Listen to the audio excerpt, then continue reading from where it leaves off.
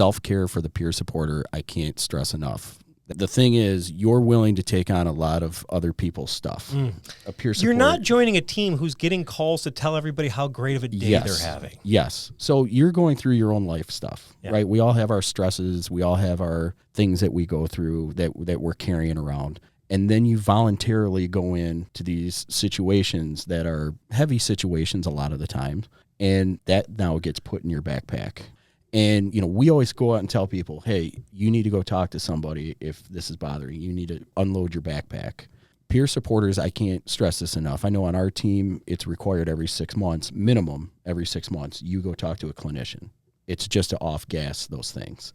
I'll tell you, at least for me personally, I go every 2 weeks.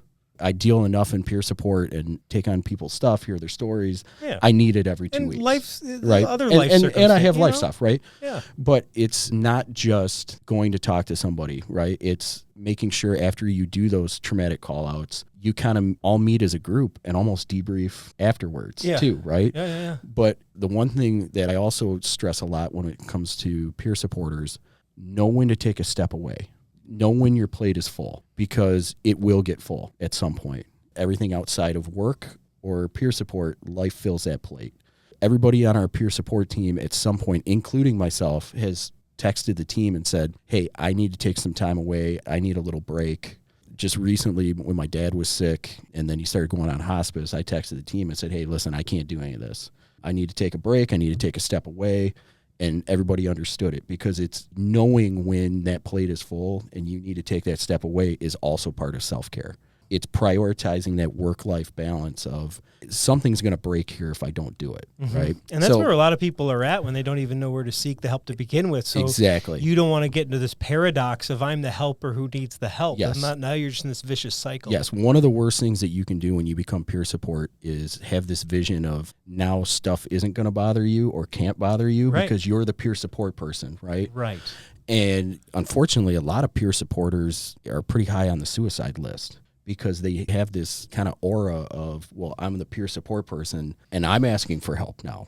The same thing that we tell everybody else still applies to you. You're human. You can only take so much, right? And your personal life is still ongoing. Yeah. You're Life adding doesn't more stop. other people's personal issues and sometimes professional issues. You still got a job. You still got a family.